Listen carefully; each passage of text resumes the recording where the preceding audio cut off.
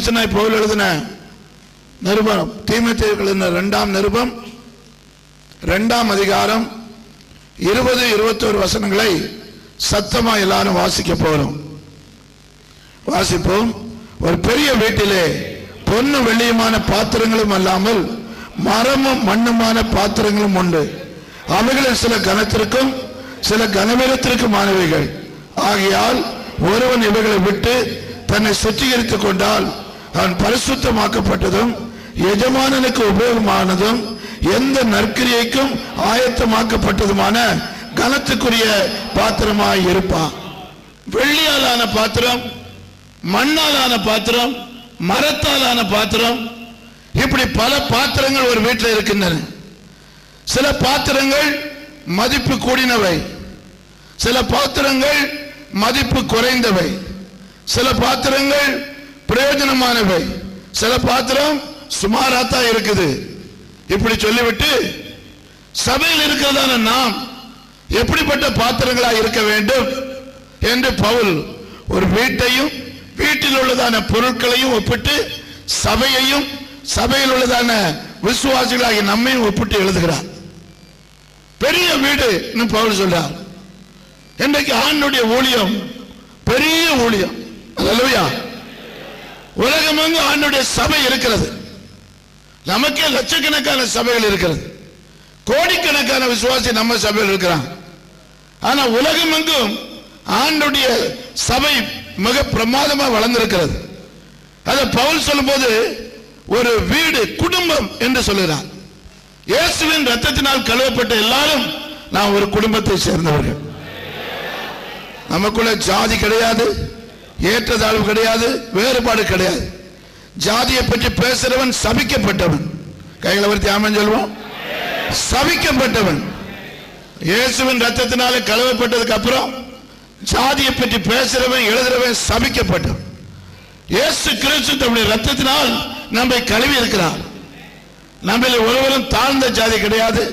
நம்ம எல்லாருமே forward community. கைகளை வர்த்தி ஆமென் சொல்லுவோம்.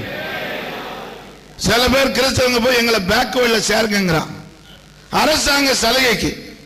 எனக்கெல்லாம் ஒரு சலுகை இல்லைனாலும் ஆல்வேஸ் ஃபார்வர்ட். எத்தனை பேர் சொல்றீங்க நான் ஃபார்வர்ட் கம்யூனிட்டி தான்? ஹல்லேலூயா. ஆண்டவர் நம்மை அவருடைய ரத்தத்தினாலே மீட்டு ஒரு குடும்பமாக வைத்திருக்கிறார். பல கலாச்சாரம், பல மொழி, பலவிதமான காரியங்கள் இருந்தாலும் we all belong to one family of God. ஆண்டவர் நம்மை அவருடைய ரத்தத்தினாலே மீட்டு ஒரு குடும்பமாக வைத்திருக்கிறார். பல கலாச்சாரம், பல மொழி, பலவிதமான காரியங்கள் இருந்தாலும் we all belong to one family of God. ஒரு குடும்பத்தை சேர்ந்தவர்கள். இந்த ஒரு பெரிய வீட்டிலே பலவிதமான பாத்திரங்கள் இருக்கிறது. அந்த நாளில் பவுல் சொல்லும்போது பொன்னாலான பாத்திரம், வெள்ளியாலான பாத்திரம். இவன் பொன்னாலான பாத்திரம் எங்க இருக்கு? யார் வீட்லயாவது இருக்கா? இருக்குதா? இருந்தா சொல்லுங்க, நான் கூட்ட முடிச்சு வர விரும்புறேன். ஏன்னா இந்த கெட்டிடத்துக்கு நிறைய தேவை இருக்கு. இப்ப பொன்னாலான பாத்திரம்லாம் இல்லை. பொண்ணு இருந்தேன்னா அதை என்னத்தையாவது நகை செய்து மூக்கில் காத்துல எங்க ஓட்ட போடக்கூடிய இடத்தெல்லாம் ஓட்ட போட்டு அதில் போய் மாட்டிடுறாங்க. நான் இந்த ஆட்களுக்கெல்லாம் சொல்லுவேன், மூக்கில் காதில் ஓட்ட போடுறதுக்கு உதட்டில் 2 ஓட்டை போட்டு ஒரு ரிங் மாட்டி வச்சா சண்டையாது வராது. நேரத்துக்கு நேரம் திறந்து விட்டு சாப்பிட்ற நேரம் போக மீதி அப்படி ஒரு பேட்லாக் போட்டு மூடினா அதை கொண்டு போய் திறந்து வச்சுட்டு காதலையும் மூக்கிலையும் போட்டு என்ன பிரயோஜனம் அப்படின்னு நான் சொல்லுவேன். ஆனால் நீங்கள் அது பெண்களுக்கு தானே சொல்லுவேன். நீங்கள் இப்போ காது மூக்கில் போடுறதில்ல, சிலமே உள்ள மைனர் செயினெல்லாம் போட்டிருந்தீங்கன்னா காணிக்கை எடுப்போம். பின்னால் மைனர் செயின் இருந்தாலும் சரி தான், வேற மோதிரம் கீதிரம் போட்டிருந்தீங்கன்னா நீங்கள்லாம் தேவை, அசம்பிளி சாப்பிக்காடு தேவை. எல்லாத்தையும் கலத்திட்டு வந்த ஆட்களை வச்சு என்ன செய்ய? ஆகவே நீங்கள்லாம் போட்டிருந்தீங்கன்னா கொண்டுட்டு வாங்க, தேவை இருக்குது. அதனால பொன்னாலான பாத்திரம் இருந்தது, வெள்ளியான பாத்திரம் இருந்தது. இப்போ பவுல் இருந்தாருப்பான்னு என்ன எழுதியிருப்பாரு? ஒரு பெரிய வீட்டிலே எவர் சில்வர் பாத்திரங்களும், சொல்லுங்க, வெங்கல பாத்திரங்களும், அலுமினிய பாத்திரங்களும், பிளாஸ்டிக் பாத்திரங்களும். இப்ப பவுல் இருந்து அதான் எழுதியிருப்பார். அப்படித்தானா?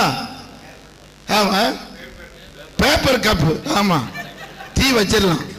பேப்பர் அதெல்லாம் நல்லது இந்த நாட்களுக்கு. அவன் பவுல் இப்போ அப்படித்தான் எழுதியிருப்பார்.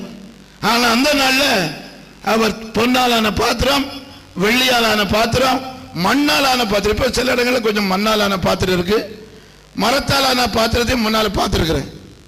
பவுல் இதெல்லாம் எதுக்கு சொல்றார்? இது போல சபையில் இருக்கிறவர்கள் பலதரப்பட்ட மக்கள் இருக்காங்க. இப்போ ஒரு வீடுகளுக்கு போறேன்னு சொன்னா, வீடுகளில் டைனிங் டேபிள் சாப்பிடுற அறையில பயன்படுத்துற சில பாத்திரம் உண்டு. விருந்தாட்கள் வந்து அதுக்குன்னே பயன்படுத்துறதுக்கு சில வீட்டில் லேடிஸ் வச்சிருப்பாங்க. அது நமக்கு தரவே மாட்டாங்க.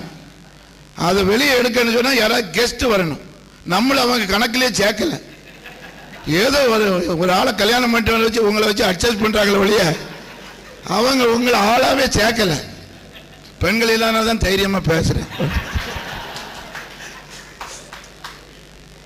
அவங்க அது கெஸ்டுக்குன்னு சிலது உண்டு.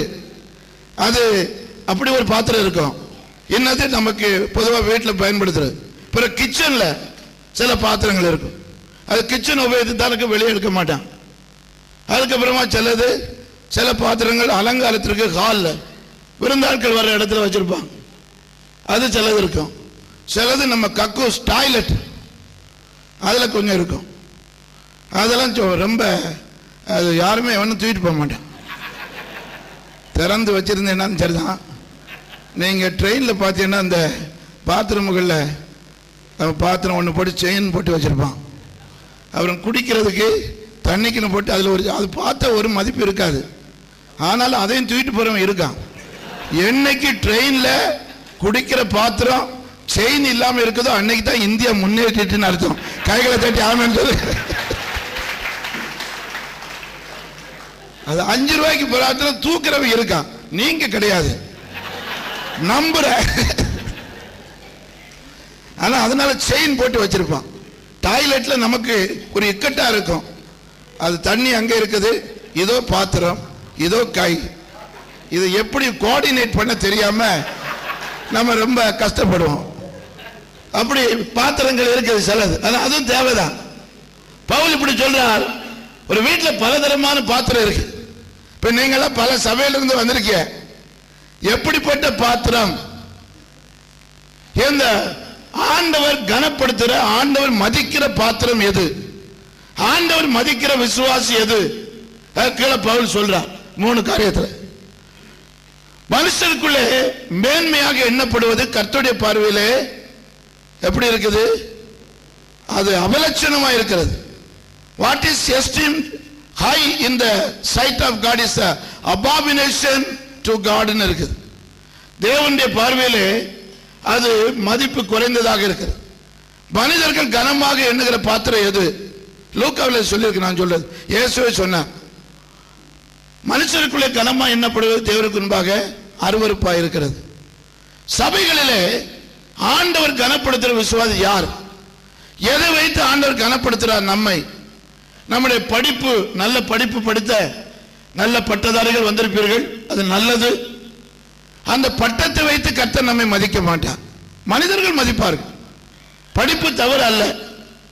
சில நம்ம சபையில் நல்ல பணக்காரர்கள் இருப்பீர்கள், நல்லது. பணம் அவசியம், ஊழியத்துக்கு தேவை. ஆனால் ஆண்டவர் நமக்கு எவ்வளவு பணம் இருக்கிறது என்பதை வைத்து நம்மை மதிக்க மாட்டார். நமக்கு எவ்வளவு படிப்பு இருக்கு என்பதை வைத்து மதிக்க மாட்டார். இவைகள் வேண்டாதவைகள் அல்ல. படிப்பு தேவை, பட்டதாரிகள் தேவை, டாக்டர்ஸ், இன்ஜினியர், விஞ்ஞானிகள்லாம் சபையில தேவை. ஆண்டவர் ஒருவரை பார்த்து